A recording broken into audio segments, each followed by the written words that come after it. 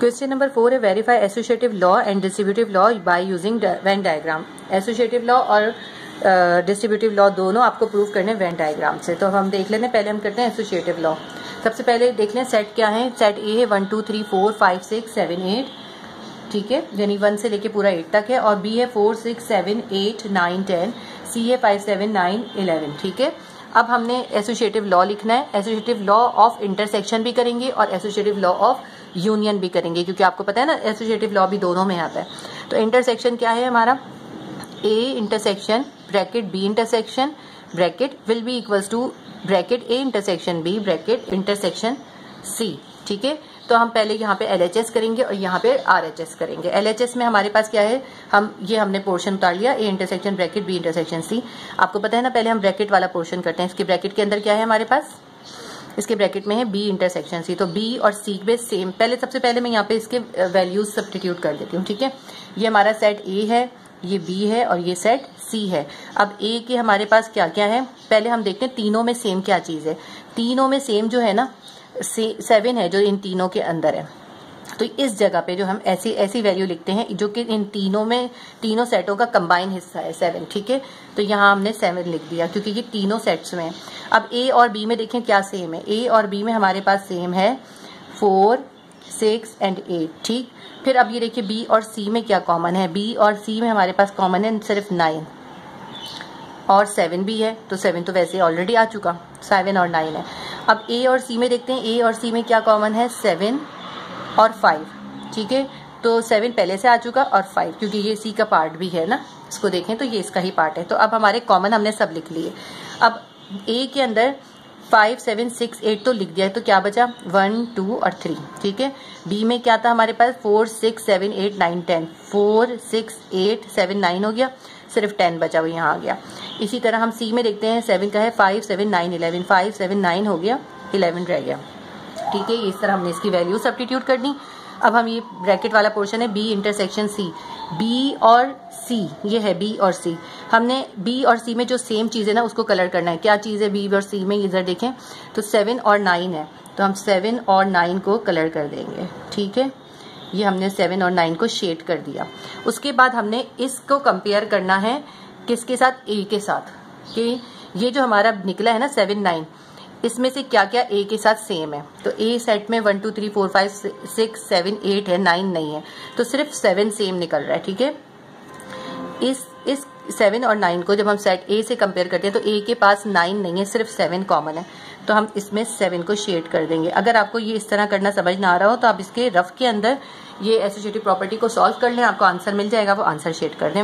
अब इसके पास RHS हम देख लेते हैं। RHS क्या है इसका, आपको पहले ए इंटरसेक्शन बी करना है, ब्रैकेट वाला पोर्शन है, यानी ए और बी में जो सेम है वो कलर कर दें। ए और बी में 4 6 7 8, ठीक है, 4 6 7 8 सेम है, तो हम 4 6 7 8 को शेड कर देते हैं, ठीक है। ये मैंने 4 6 7 8 को शेड कर दिया। इसके बाद जो है नेक्स्ट इसको कंपेयर करेंगे सी से, यानी 4 6 7 8 में सी के अंदर इनमें से कौन कौन सा है। इसके अंदर ना 4 है, ना 6 है, ना 8 है, सिर्फ 7 है, तो यहाँ पे हम सिर्फ 7 को शेड कर देंगे। तो हमारा A intersection B intersection C हो जाएगा, सिर्फ 7 आ जाएगा। ये देखिए हमारा RHS जो है इक्वल आ गया LHS के, तो हमारा प्रूफ हो गया associative law. LHS is equals to RHS, यानी हमारा A intersection B intersection C will be equals to A intersection B intersection C के, ठीक है। ये हमारा इसका पहला पार्ट प्रूफ हो गया। इसका दूसरा पार्ट जो है ये हमने उसमें इंटरसेक्शन में किया था, दूसरा हम करेंगे इसको verify associative law of union के साथ। A union bracket B union C bracket will be equals to A union B whole bracket will be union C, A union B bracket union C, ठीक है। तो अब इसमें पहले हमने LHS इधर लिखना है, RHS इधर लिखना है, बिल्कुल उसी तरह से करेंगे। पहला इसका है A union bracket B union C, तो बी यूनियन सी करेंगे, तो बी देखें वैल्यूज इसके अंदर सारी जो इसके अंदर जिस तरह सब्स्टिट्यूट हुई थी सेम उसी तरह सब्स्टिट्यूट हुई हैं, ठीक है। यहाँ पे भी जो मैंने जो है ना यहाँ पे ये कटा हुआ है, ये कुछ भी नहीं है, ठीक है, ये रॉन्ग हो गया था इसलिए मैंने उसको वैसे ही डार्क कर दिया था, ठीक है। अब ये जो है सेम इसी तरह इसमें वैल्यू सब्स्टिट्यूट करिए। अब बी यूनियन सी करना है, यानी पूरे बी और सी को यूनियन कर दें, ये हो गया बी यूनियन सी, मैं कोशिश कर रही हूँ आपको इतना नीट करके दिखाऊं ताकि आपको कोई मुश्किल ना हो। अगर आपको समझ में आए तो प्लीज़ लाइक ज़रूर कीजिएगा, सब्सक्राइब भी कर लीजिए और ज़्यादा से ज़्यादा लोगों से शेयर करें। और जो है आपको पता चल गया होगा कि आपका जो एग्ज़ाम है वो अप्रैल में होने वाले हैं, तो सिर्फ 7 मंथ हैं। बहुत दिल लगा के अच्छी तरह से तैयारी करें, पढ़ाई करें लग के, वरना आखिर में बहुत टेंशन हो जाती है बच्चों को। तो आप रेगुलर बेसिस पे पढ़ाई करें और जो भी है उसको याद भी करें साथ साथ। मालूम हुआ है कि कंडेंस होने वाला है सिलेबस, लेकिन अभी अब आया नहीं है स्कूल्स में, जैसे ही आएगा तो फिर हमें भी मालूम होगा तो हम भी आपको इंशाल्लाह ताला इन्फॉर्म करेंगे कि सिलेबस में क्या क्या कमी हुई है। अच्छा, अब ये जो हमारा बी यूनियन सी आया है, इसको ए के साथ यूनियन करना है, ठीक है। बी और सी को के साथ ए को यूनियन करना है, इसका मतलब है ए भी इसके अंदर कंबाइन हो गया। बस शेड का ये मत सोचिएगा यहाँ आड़ी लाइनें डालिए या सीधी लाइनें डालें, आड़ी भी डाल सकते हैं, सीधी भी डाल सकते हैं। मकसद हमने सिर्फ कलर करके दिखाना होता है कि ये इसका आंसर है। ये पूरे तीनों जो थे सेट ये आंसर में आ गए। ये हमने LHS कर लिया, RHS करते हैं। RHS क्या है हमारा, पहले हम निकालेंगे A यूनियन B, यानी हम पहले A और B का यूनियन करेंगे। ये हम पूरा A और B वाले सेट्स को कलर कर देंगे, ठीक है। इसके अंदर हमारा ये आंसर आ गया, A यूनियन B हो गया। अब इस A यूनियन B के अंदर C को यूनियन कर देंगे, यानी C को भी कंबाइन कर देंगे। तो बस ये A यूनियन B करा हुआ, इसी के अंदर हमने सेट C को भी कंबाइन कर दिया। ये तो बहुत ही इजी से था। सब यूनियन वाले ज्यादा इजी हैं, इंटरसेक्शन वालों में थोड़ा कॉम्प्लिकेशन है। ये हमारा एसोसिएटिव लॉ इंटरसेक्शन में भी प्रूव हो गया और यूनियन में भी प्रूव हो गया। में हमें डिस्ट्रीब्यूटिव लॉ को भी उसे भी प्रूव करना है। सेट हमारे वही है। डिस्ट्रीब्यूटिव लॉ की आपको पता है दो इक्वेशन होती है, एक होता है distributive law of union over intersection और दूसरी होती है distributive law of intersection over union. हम दोनों से प्रूव करके दिखाएंगे।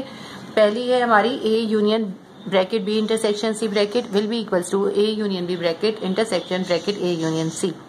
इस साइड पे हम LHS करेंगे लेफ्ट हैंड साइड, और यहाँ पे हम RHS प्रूव करेंगे। सेट हमारे वही है, ए जो सेट है वो है 1 से 8 तक, बी सेट है 4 6 7 8 9 10 और सी सेट है 5 7 9 11। अब यहाँ पे हम LHS करेंगे। अब सबसे पहले अब इसके अंदर हम मैंने बाकी सारों में तो फिल कर दिया, इसमें आपको फिल करके दिखा देती हूँ। ए और बी में जो सेम है वो यहाँ लिख लेंगे। ए और बी में हमारे पास सेम है 6 8 एंड 4। तीनों में जो सेम है वो है 7। देखें तीनों सेट्स में 7 तीनों में सेम है। ए और सी में सेम है हमारे पास 5 और बी और सी में सेम है हमारे पास 9। आप इसमें से चेक कर सकते हैं, बी और सी में 9 है। अब ये जो सेम थे सब लिख लिए। ए में इसके बाद जो बचेंगे, बी में जो बचेंगे वो लिख लेते हैं। बी में से 6 8 4 7 9 हो गए तो सिर्फ 10 बचा, ठीक है। 4 6 8 9 और 10 हो गए, हम 7 ये सब हो गए। अब बी पूरा हो गया। सी में देखते हैं हमारे पास 5 7 9 हो गया, 11 बचा। और ए में कितना हो गया, 5 7 6 4 8 हो गया, तो हमारे पास बचा 1 2 3, ठीक है। 1 2 3 4 5 6 7 8, ठीक है, पूरा आ गया। ये पूरे हमारे मैंने सारे नंबर फिल कर दिए। अब सबसे पहले हम इसका ब्रैकेट वाला पोर्शन करेंगे, बी इंटरसेक्शन सी। बी और सी में कौन सा एरिया सेम है, बी में और सी में ये एरिया सेम है। 7 और 9 दोनों में सेम है, तो हमने इसको शेड कर दिया। उसके बाद इस शेडेड एरिया को हम कंपेयर करेंगे यूनियन, इसमें ए का पूरा सेट यूनियन कर देंगे। इस शेडेड एरिया में ए का पूरा सेट यूनियन कर देंगे, ठीक है। ये शेडेड एरिया हमारे पास पहले से था, इसके अंदर हमने ए पूरा ए सेट यूनियन कर दिया, ठीक है। ए सेट में ये सब थे हमारे पास, ये सब हमने यूनियन कर दिए। ये हमारा इसका आंसर बन गया। आंसर क्या बन गया, 1 2 3 4 5 6 7 8 9, ठीक है। ये हमारा इसका आंसर आ गया। इसके बाद हम इसका RHS या राइट हैंड साइड करते हैं। राइट हैंड साइड में हम पहले ए यूनियन बी करेंगे, ठीक है। ए और बी का यूनियन कर दें। ये देख लेते हैं, हमने ये करा, ए और बी कर लिया। थोड़े ज्यादा नीट नहीं बन पाए ये वाले सेट्स मुझसे, मगर आप समझ में आपको फिर भी इससे आ जाएगा आसानी से। ये हमने ए और बी का यूनियन कर दिया। इसके बाद हमारा दूसरा पार्ट है ए यूनियन सी।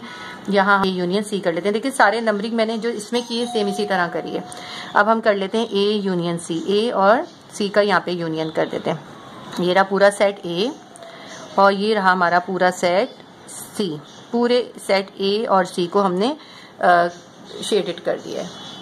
अब हमने A union B, A union C दोनों कर लिए, ठीक है। अब हमने इन दोनों में जो है ना, उनमें जो सेम है वो शेड करने। अब आप बताइए कि जरा इन दोनों में क्या चीज सेम है। देखिए इसमें 11 है पे शेड नहीं हुआ हुआ, इसमें 11 पे शेड हुआ हुआ है। तो जहां जहां सिमिलर शेड हुआ हुआ है सिर्फ वो यहाँ पर आएगा। देखें ये दो, ये सिर्फ इतना शेड आएगा हमारे पास। कितना, इसमें बी पे भी नहीं है, ठीक है, जहां जो सेम हुआ है। देखें यहाँ बी पे नहीं है तो बी को भी छोड़ देंगे, यहाँ 11 पे नहीं है तो 11 को भी छोड़ देंगे, तो क्या बचा हमारे पास, सिर्फ ये एरिया बचा।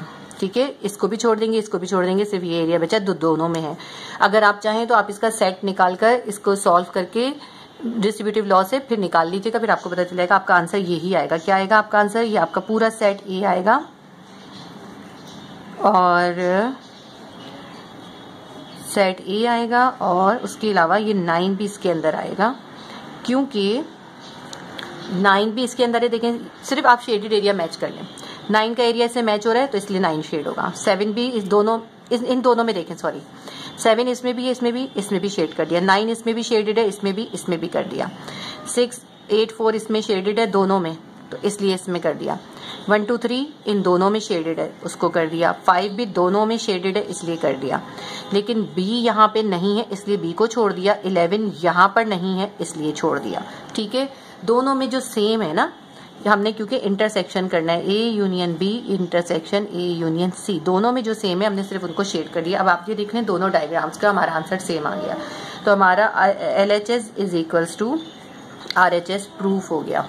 ठीक है, ऑफ इंटरसेक्शन ओवर यूनियन करेंगे। पहले हम क्या करेंगे, इंटरसेक्शन होगा इसके अंदर पहले और फिर यूनियन होगा। तो इसकी इक्वेशन क्या थी, A intersection bracket B union C bracket will be equals to bracket A intersection B bracket union bracket A intersection C bracket. ठीक है, तो पहले एक तरफ हम LHS लिख लेते हैं, एक तरफ RHS लिख लेते हैं।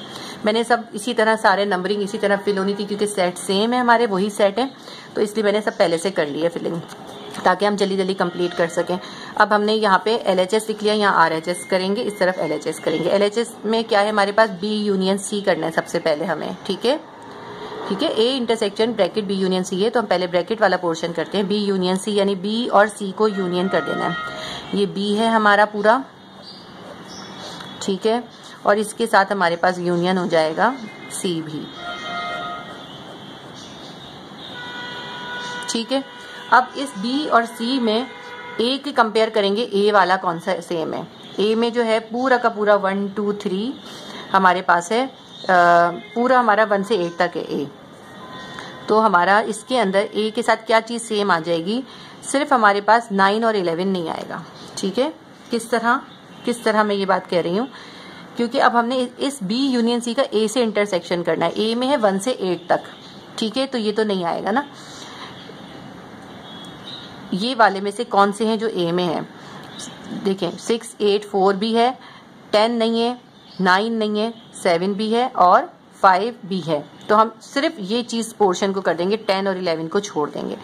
ये इनमें से जो चीजें A में मौजूद हैं सिर्फ उनको शेड करेंगे। ठीक है, तो हमारे पास A में जो है 6, 8 भी है, 4 भी है, सही है, 7 भी है इसलिए 7 को भी शेड कर देते हैं, और 5 भी है इसलिए 5 को भी शेड कर देते हैं।